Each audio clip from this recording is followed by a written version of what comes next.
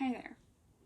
Today I'd like to go over a different variation on a chaturanga that I like to bring in and out of my practice at will, but I also find is very useful for me personally right now because I'm awaiting surgery.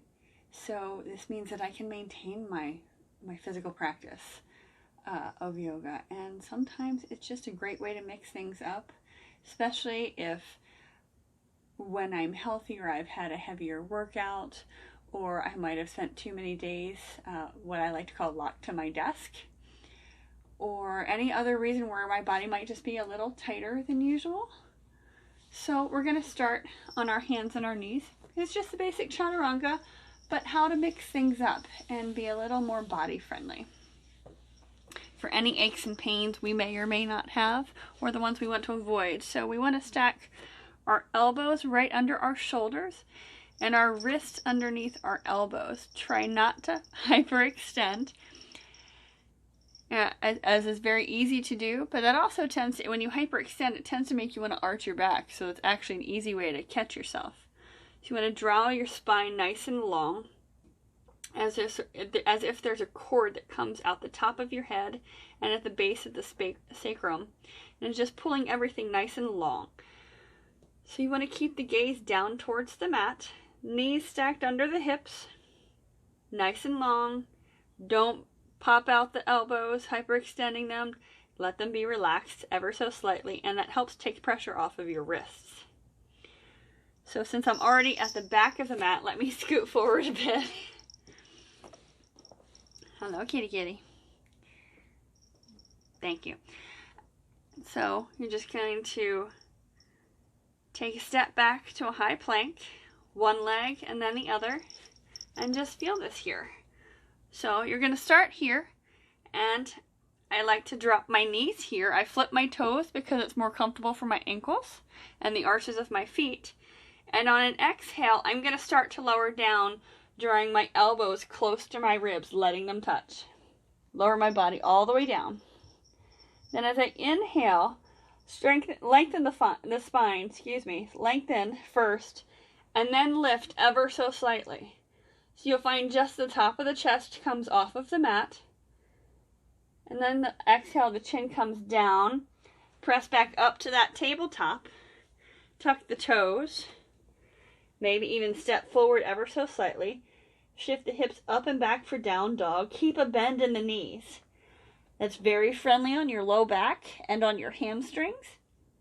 So whether you're locked to that desk all day in a chair, or if you've been on your feet all day, your hamstrings and your hips will talk to you and your low back will. And this helps you actually maintain friendliness with your body. And then you can inhale, rock forward to that high plank again. Exhale, drop the knees and lower, elbows graze. As you inhale, lengthen. Instead of tilting the head up, just look just in front of your nose, about 2 inches on the mat. Exhale, drop down, press up to a tabletop, tuck the toes, lift up and back, maybe step forward, allowing that bend in the knees. One of the benefits for this is, yes, it's body friendly, but it lets your body warm up naturally instead of trying to force the motion quickly. I've personally pulled both pecs by going into a full chaturanga too early to practice. And friends realized, because the entire rest of the practice I did from my knees. And they were shocked, but they all, being me, I did the practice in a way that created much less pain. But as soon as the instructor left the room, my friend looked at me immediately and said, "What did you do?" I pulled both pecs. Pulled right here. It's not an enjoyable sensation. I found a way to modify the rest of the practice. But I'd like you to not have to modify the practice because you went in a little too hard, a little too fast. Just build up the heat slowly. I learned my lesson that day. It was a warm class. It was not a hot class. It was first thing in the morning. I hadn't done much more than stretch and put on yoga clothes. Pay attention to the signals your body is giving you. If you're tight from work, allow for the tightness. It will ease just with the repetition and the movement. By the end of your practice, you might be straightening your knees. By the end of practice, you might be coming up to a full up dog. But you might not. And sometimes we do it just to mix things, just to mix things up.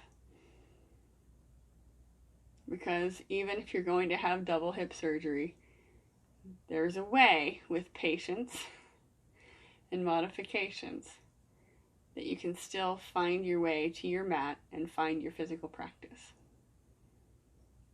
Thank you.